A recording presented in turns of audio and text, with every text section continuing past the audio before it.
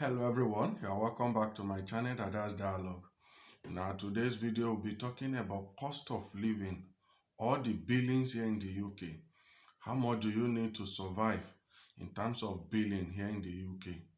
In our today's video, we'll be discussing it one after the other. Most especially, we'll be discussing how much a single person needs to survive here in the UK, how much a family of two, that is the husband and wife, how much do they need to survive, as well as a family of three, that is husband, wife, and a child. How much did you people need to survive here in the UK? This is what we'll be discussing in our today's video. And to begin with, I'll start by saying that if you are a single person that is coming to the UK, I think within the range of 800 to 1,000 pounds, you should be able to survive in terms of billing here in the UK. No doubt, because of the inflation that is currently going on in the UK, the cost of living has drastically increased compared to before. Nevertheless, within 800 to 1,000 pounds, I think you should still be able to cover all the billings here in the UK. And to begin with, in terms of your accommodation, I think the first thing to have in mind when you want to save money, you should be thinking of shared apartment, shared accommodation. And in my previous video, I have shared with you where you can get all these apartments. If you go to spareroom.co.uk, you should be able to get a shared apartment. So having this in mind, if you want a shared apartment, then you know that you will definitely cut some billings.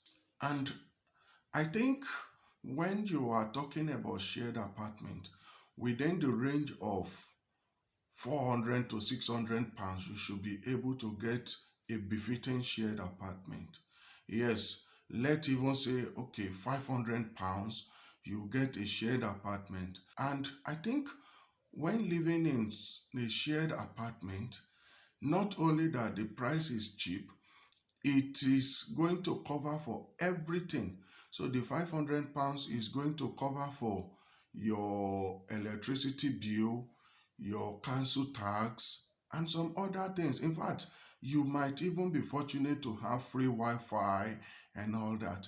The only limitation in a shared apartment is the fact that, the toilet, you share it together unless the room is ensuite. If it is ensuite, you know that you have your own personal toilet. But in most cases, it is not ensuite, meaning that you need to share toilet with other people or the people whom you are living with. So you share toilet, you share parlor, and you share kitchen. But you want to cut billings. So the reason is that you want to cut billings, and because of that, it will worth the try. And since you are only living alone, I think it is a good way to start, because it will make you to be able to stabilize yourself, balance your economy before you can even think of, okay, this is what I want, this is what I want to do. So 500 pounds with shared apartment, you are good to go. You know that you get a very good shared apartment. And the other thing is that, in a shared apartment, someone is living there, someone is the owner, that think he or she cannot live there alone. He or she needs someone else to be sharing the apartment with. So that person might have even gotten all the things needed in the parlor, the chair, the television, and all that. Only that, you might have a little limitation, because these things are not what you own. But if you have your laptop, you have your smartphone, your Android phone, your Apple phone, and all that, in your room, you can be enjoying what they are even enjoying in their parlor. Most especially, you can stream your YouTube, you can stream Netflix, you can stream any other things that they might even be watching. These days, people are not even watching the program again on the TV. Most people are connected on the TV to watch Netflix, Apple TV, and all that. And with your phone, your laptop, you can get all these things done. So that is the advantage of having all those gadgets, and you can live conveniently in such a shared apartment. And moving on from the price that you pay for the shared apartment, I think personally, if you are not the type who spend a lot, who eat a lot, I think you should be able to manage £100 in a month for feeding. So with £100, you should be able to buy all your groceries and all that. If you are not the type that even consume a lot, maybe you eat less, you might not be able to spend up to £100 in a month on groceries, because at the end of the day, their food here is a little bit cheaper, most especially if you are not thinking of getting your own local recipe.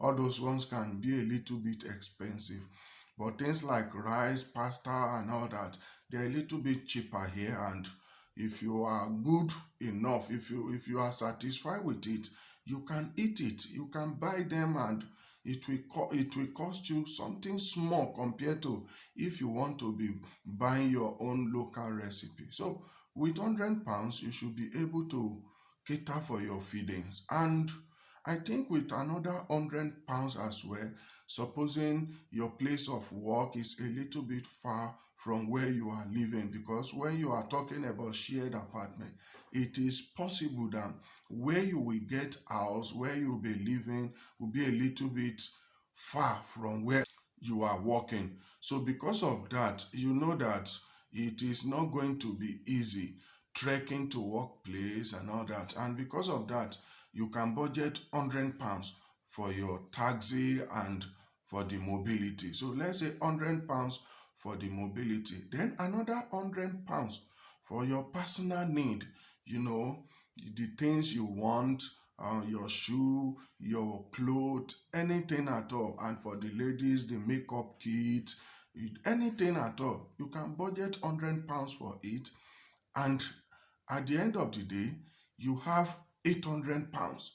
But let's even say, okay, you have people who depend on you, you have siblings to care for, you have parents to care for who solely depend on you. Then with another £100, you are good to go. So you are sending them £100 in a month. And finally, your miscellaneous, you've spent you budget £100 for your miscellaneous. That is things you don't even, unexpected expenses, you budget £100 for it. At the end of the day, £1,000, it is okay for a single person to survive. Now, supposing you are earning £1,700, which even if you come here as a carer, as a senior carer, or as a nurse, I don't think it is going to be a problem to earn up to that amount. So even if you are earning, let's say £1,700, then you realize that you are still having savings of £500 to £700 in a month, and it's a whole lot of money here in the UK. So with £1,000, I think you should be able to cater for all the billings here in the UK, including your house rent, council tax, electricity bill, your feeding, your everything encompass. I think you should be able to balance things up within £800 to £1,000 if you are a single person. And as a family of two, maybe you are a husband and a wife, I think with £1,000 to £1,300, you should be able to cater for all the billings here in the UK. Yes, like I said, we are looking for a way to save money. We are looking for a way to cut down our expenses. So as a family of two, I expect the two of you to be living in a one-bedroom flat. One-bedroom flat is what we call room and parlor self-contained in Nigeria. So you can have your one-bedroom flat, that is one room and a parlor with your kitchen and toilet. And I think you are good to go, because even if you take two-bedroom flat, three-bedroom flat, you realize that the other rooms will be useless because you are just two and you are not having visitor. Even if you have visitor, someone can stay in the parlor, and I'm not even expecting you to have much visitor when you are just starting up. So because of that, one-bedroom flat is a very good place for you to begin your life with. Please know that all the expenses that I've been talking about does not include London, because London happens to be the most expensive place here in the UK to live. So I think with your 1-bedroom flat, you should be able to get it furnished one. You should be able to get it at the rate of £500. So if you get a 1-bedroom flat, furnished one for £500, that means that the chair, the TV, your fridge and all that, all those things are already there. The only thing are little things that you need it, you just want to get it so that to make things done easier for you. So you get most of the things. If it is furnished apartment, you get most of the things. And apart from that, I think with £100 you should be able to pay for your electricity bill because you consume less heating. That is one advantage of 1-bedroom flat again. Your heating is going to be less compared to those who are living in 2-bedroom, 3-bedroom, because it is very small, and as a result of that, your heating is not going to be much. So with £100 you are done with electricity, and with another £100 your water bill and the council tax, you are done with it as well. In fact, if you are living in somewhere like Northern Ireland, you cut down the hassle of paying council tax because they are not paying for council tax in the Northern Ireland. So because of that, you know that within 700 you are through with your electricity bill, your house rent, as well as the council tax. So now the other things is your personal need. As a husband and wife, I think the two of you should be able to manage £150 for each of your personal need. £150 for me, £150 for my wife. So with that £300, you are good to go. So that at the end of the day, things you want to buy, your shoe, your clothes, your anything at all, you'll be able to get it within this range. And finally, if also you have someone to send money to, someone who solely depend on you back home, I think with £100 each and every one of you, you are good to go. So with £100, you send to your parent. With £100, your spouse also sent to his or her parent. So you are good to go with £100 each person. And finally, for the miscellaneous of the family, let's say another £100. And before you know, it's still within the range of 1,300. So with £1,300, you are good to go as a family of two, husband and wife. I think you should be able to survive with £1,300. Please know that this £1,300 can only be effective if you are ready to cut down some expenses. So I believe that family of two, husband and wife, if most especially you guys are not buying the quick food, the fast food and all that, you don't value them, you prefer cooking at home, then I think with £150 you should be able to manage all your feeding encompassed together. So £150 to maximum of £200 in a month, you should be able to feed properly. So let's even say within the range of £1,200 to £1,500 at most, the two of you are able to live as a family of two. Then before you know, you realize that if your husband is working, maybe the husband is able to earn, let's even say 1,500, you are earning 1,500. You realize that the two of you will make £3,000 in a month, and at the end of the day you have extra, or you have surplus of £1,500 as a saving. So one good thing in a family here in the UK is when you are just a family of two, husband and wife with no children, it is very easier for you to make more money, because nothing like someone will stay with the kids, someone will have to take care of the children while other person will be able to work. Nothing like that. The two of you can go to work, and the truth is even that the two of you can do the work of your own, the work of your choice, unlike those who are married, who are limited to certain type of job because of their children. So if you are just husband and wife, you have options of choosing varieties of job here in the UK, and that is another added advantage for you. So with a family of 2, I expect you to have nothing less than £1,500 as a savings at the end of the month. And once again, it is a very huge amount of money here in the UK. And finally, if you are a family of 3, your billings here should be within the range of £1,500 to £1,800 in a month. I think within this range, you should be able to cater for everything needed. And in terms of the house rent, I think within the range of £550 to £600, you should be able to get 2-bedroom apartment. Because if you are a family of 3, you need minimum of 2-bedroom apartment. So with £550, or let's even say £600 because of the current inflation in the UK, with £600, I think you should be able to get a proper apartment, 2-bedroom apartment that you can be living in.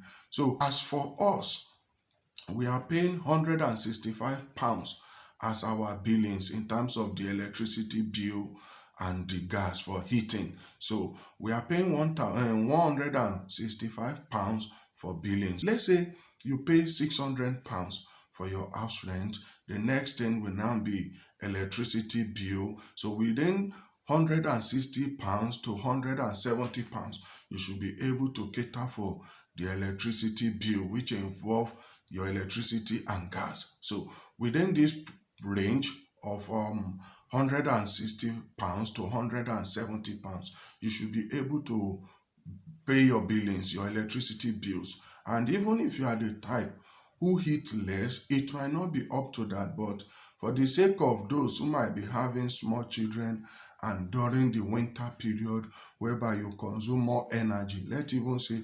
£160 to £170.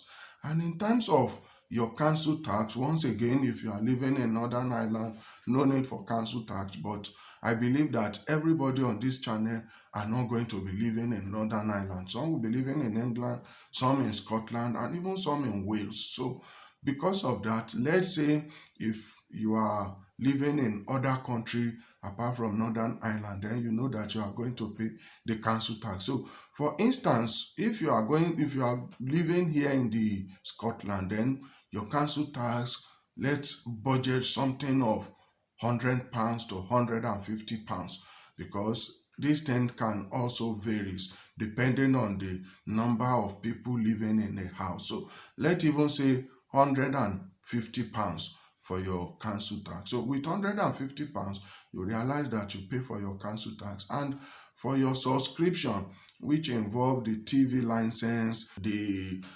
Wi-Fi that you'll be using, the router and all that for browsing, all these things, let's even say another £100 for the subscription. So you realize that you are also good to go. And in terms of your feeding, I think within the range of £300 to £400, you should be able to buy all the groceries needed. Once again, it is for those who are not willing to buy food outside, who are not willing to be feeding on fast food. If you know that you are ready to cook, to make food on your own, then I think within £300 to £400 rather, within this price, you can be able to shop for all the groceries that you need in the family. And for your personal need, since you are a family of 3, then let's say for yourself £150, for your wife £150, and for the baby, because he or she is also part of the family, let's even say £50 for his or her own personal need as well. So between £350, then you realize that you have everything that can cover up for the personal need of the 3 of you. And as a result of that, you see that the price that you'll be spending as a family, the money that you'll be spending as a family is going to be within the range of £1,500 to £1,800. Within this range, you are good to go. And not only that, you are living average life, it is not going to be a very poor life if you are living based on £1,500 to £1,800 in a month. And it's a very good thing to begin with. I think within £1,500 to £1,800, as a family of 3, you are good to go. Irrespective of whatever you need, you should be able to adjust. But here comes the challenge.